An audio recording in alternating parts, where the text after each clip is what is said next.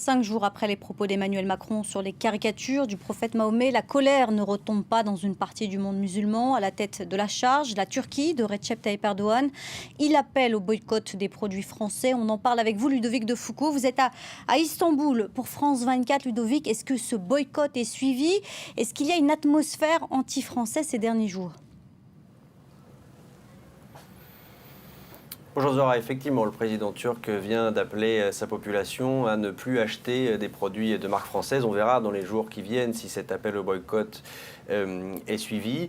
L'escalade continue donc et on franchit un nouveau cap ce lundi. Mais cette fois-ci, ce geste pourrait avoir des conséquences graves pour la population turque elle-même. Boycotter des produits français, c'est boycotter des produits de l'Union européenne, qui est le premier et de loin partenaire commercial de la Turquie, à l'import comme à l'export.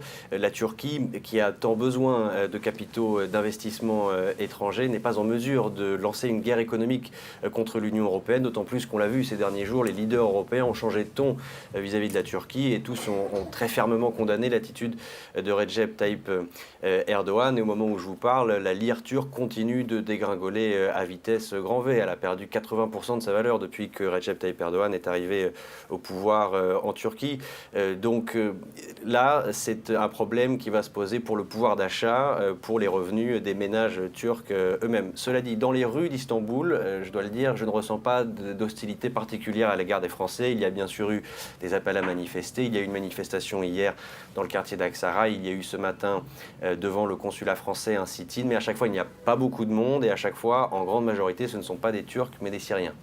Ludovic, le président turc a multiplié dimanche les attaques contre son homologue français, provoquant même le rappel de l'ambassadeur de France à Ankara. Quel est l'enjeu pour Recep Tayyip Erdogan dans toute cette affaire?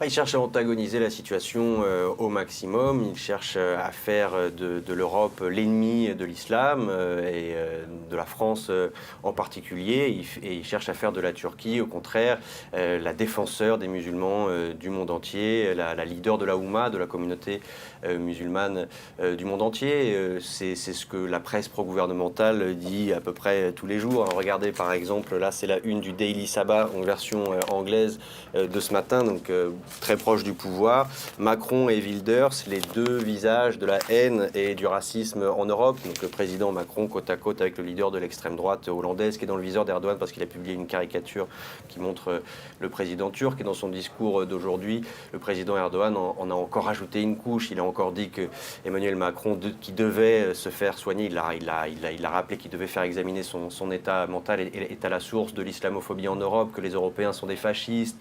que l'islamophobie et les crimes de haine contre les musulmans sont devenus la norme, que les Européens sont les dignes héritiers du nazisme, etc. Donc on a une escalade permanente. Il faut comprendre que dans l'esprit d'Erdogan, les relations internationales sont une compétition où il faut essayer de gagner toujours plus de puissance.